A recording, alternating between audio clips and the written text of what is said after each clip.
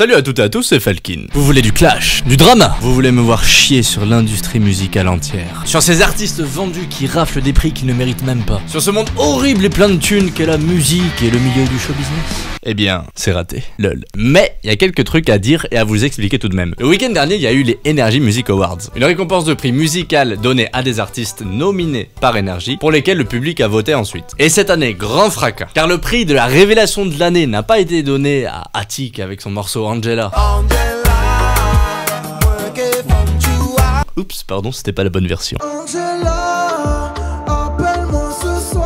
Ni à Weshden, mais bien à Squeezie. On va pas revenir sur le est-ce qu'il mérite ou pas. Chronomusic en a fait une vidéo et il en a très bien parlé. Je vous invite à aller regarder sa vidéo. Tringard de Squeezie, nous arrivons. Après la mienne, sinon ça défonce mon watch time. Moi je voulais plutôt vous parler de ses prix en général. Ce qu'ils symbolisent, d'où ils sortent. Qu'on arrête un peu de faire les choquer à chaque fois que quelqu'un qui n'a pas d'actualité musicale, ou bien quelqu'un qui sort de nulle part gagne un de ses prix. Déjà pour le Energy Music Award, c'est marrant parce que Mister JD en avait déjà fait une vidéo, je crois, putain, il y a 5 ans, pour parler des mêmes problèmes de présence abusive de certains artistes parmi les nominés, de gagnants très surprenants, enfin, comme quoi cette impression elle a pas trop changé depuis le temps, mais bon, l'émission elle est toujours là. Sachez que cette récompense, les Energy Music Awards, elle date, putain, je crois d'il y a plus de 10 ans déjà, et en vrai, elle a toujours été controversée. Que ce soit parce que chaque année, une ex-nouvelle star ou personnage de la Star Academy gagnait un prix, qu'il ait fait de la musique ou non durant cette année. Un coup c'était Nolwenn Leroy qui gagnait un prix parce qu'elle avait chanté en breton, et un coup c'est Mylène Farmer ou Stromae qui justement ne gagnent rien alors que c'est des artistes méga populaires et qui vendent énormément. Les Energy Music Awards, ça a toujours été comme ça. Mais sachez quand même que, à la base, dans Energy Music Awards, il y a Energy dedans. Energy, c'est une radio, Energy appartient au groupe TF1, donc vous pensez vraiment qu'une radio qui signe des exclusivités avec certains artistes pour la partie promotion, qui compte des artistes parmi justement des émissions du style The Voice ou Danse avec les stars, que ces mêmes artistes ont des morceaux qui tournent en boucle à la radio sur Energy, vous pensez que la radio va être neutre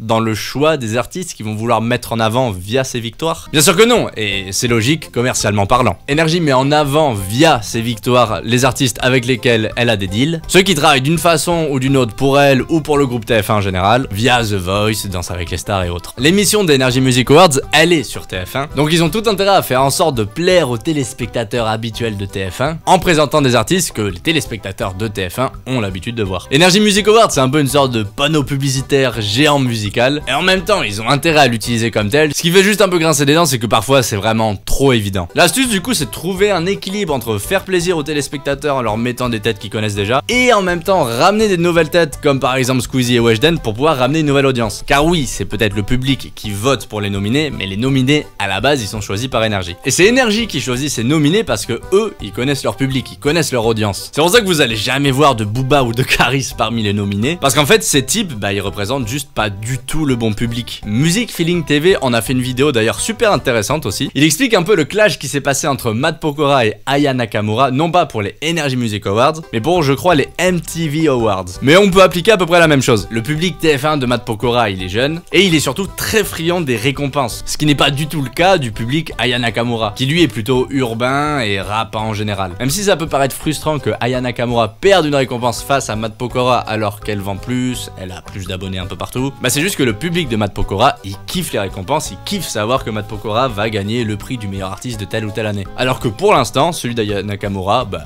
il s'en fout un peu plus. Et ça c'est le propre du public qui kiffe la variété française. Donc c'est pour ça qu'on va toujours avoir des Matt Pokora, des Tal, des Vianney, même des Big Flo et Oli, qui gagneront toujours ces récompenses parce qu'ils touchent un public très large. Et si Squeezie il a gagné, c'est parce que c'est le plus gros youtubeur français, qui touche un public très large, qu'il a une communauté qui est super fidèle, qui a voulu le suivre dans son délire d'album, et qui a voté en masse pour lui, et du coup, bah...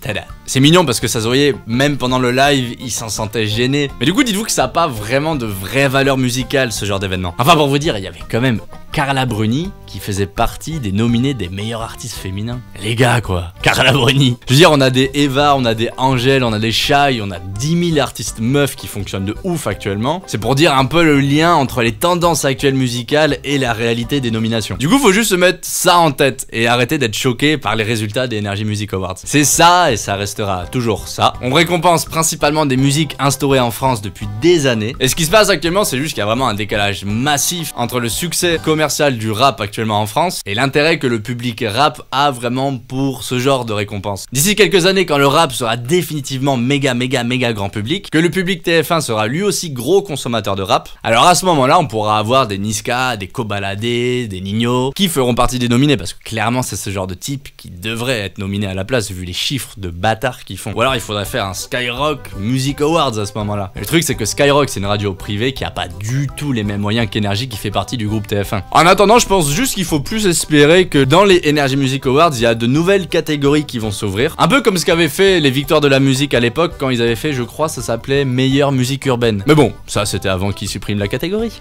Yes. Après tout le rap, qu'est-ce que c'est de nos jours? Mais bon, rassurez-vous, aux US, c'est la même merde. La plus prestigieuse des cérémonies, c'est les Grammy Awards. Elle est beaucoup plus classe et beaucoup plus riche en récompenses, car elle ne fait pas que récompenser les artistes les plus populaires tout court, mais ça se divise en électro, en métal, en musique classique, en country. Je crois qu'au total, il y a genre 84 types de récompenses différentes. Ils récompensent même les producteurs de musique, car oui, Dua Lipa, Ariana Grande, Squeezie, tous les artistes que vous voulez quasiment, ils sont rien sans leurs producteurs et leurs beatmakers qui font la partie instrumentale de la musique. Souvent les artistes, voire 90% du temps, ils sont seulement là pour être interprètes et ou auteurs de leur texte. Mais toute la partie instrumentale derrière, c'est pas eux qui la font. Du coup, que ces types se fassent récompenser pendant une cérémonie dont je fais un peu partie d'une façon, ça fait plaisir. Mais même cette cérémonie, bah, elle a des dessous un peu crades. Il y a quelques semaines d'ailleurs, les nominés ont été annoncés et ça a pas plu à certaines personnes, un peu comme d'habitude me direz-vous. Mais quand on a des Halsey ou des The Weeknd qui lâchent ce genre de tweet,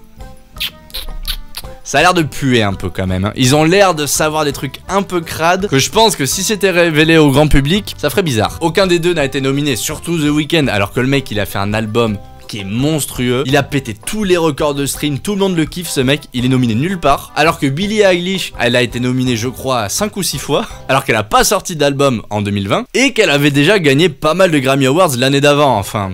ça paraît un peu louche. Et comme les jurys de ce genre de prix s'expliquent jamais sur le choix de telle ou telle nomination, bah ça crée toujours un mystère un peu flou autour de tout ça. Je sais pas si ça aiderait d'ailleurs s'ils communiquent autour de ça, s'ils disent pourquoi on a choisi telle ou telle personne. Je pense qu'en vrai ça permettrait d'un peu comprendre certaines décisions qui paraissent vraiment aberrantes aux yeux du public. En gros, dans le fond, je pense que ces prix restent alloués à des personnes qui sont bien droites et relativement proches des maisons de disques, qui ne trash talk pas les Grammy Awards comme The Weeknd a pu faire. Là du coup, vous pouvez être sûr qu'il va pas en regagner tout de suite. Et que certes, ça reste franchement la méga classe de gagner les Grammy Awards. D'ailleurs, d'après Forbes, gagner un Grammy Awards, c'est la garantie de vendre plus de 55% de tickets en plus pour tes prochains concerts. Donc, c'est quand même un argument financier qui est pas négligeable du tout, quoi. Mais le vrai truc qui compte plus que ces Grammy Awards, plus que tous ces chiffres, bah, c'est la longévité de la carrière. C'est l'amour de tes fans, c'est les ventes de tes CD, c'est à quel point tu remplis tes tournées. C'est ça qui définit vraiment la carrière d'un artiste. Et ça n'a pas de prix. C'est con, c'est niais, mais c'est vrai, hein. Les prix restent donnés de façon un peu arbitraire. Ça décevra toujours du monde. Est-ce qu'il faudrait à ce moment-là se fixer des critères super stricts, du style, je sais pas, le meilleur album, il revient à celui qui a le plus vendu, ou alors à celui qui a été le mieux critiqué par les grands critiques musicaux, proportionnellement au nombre de ventes qu'ils ont fait? Enfin, il y aurait peut-être des trucs à établir, mais ça serait galère à faire. Au nombre de likes sur Instagram, vous voyez, c'est un peu compliqué. Et étant donné que c'est arbitraire et que franchement, ça a une assez grosse conséquence sur la carrière de certains artistes, de gagner un Grammy ou pas, que la cérémonie des Grammys c'est un gros bordel qui coûte cher, qui a besoin d'une grosse mise en avant promotionnelle pour laquelle ils comptent sur les artistes qui sont nominés, il y aura toujours un aspect influence et thunes, label derrière tout ça, qui du coup rendra jamais vraiment le jugement 100% neutre. Je sais pas, faudrait une sorte de récompense mondiale, virtuelle, non influencée par l'argent, des prix qui seraient remis par un jury ultra calé en musique, avec beaucoup d'expérience, et en même temps qui serait taqué au courant de tout ce qui se passe musicalement actuellement, pour pas être complètement largué et récompenser que du jazz ou de la variété comme ce qui se faisait pendant un moment, et que ces mêmes personnes qui composeraient le jury ne soient pas influençables par les labels, par l'argent, enfin bon.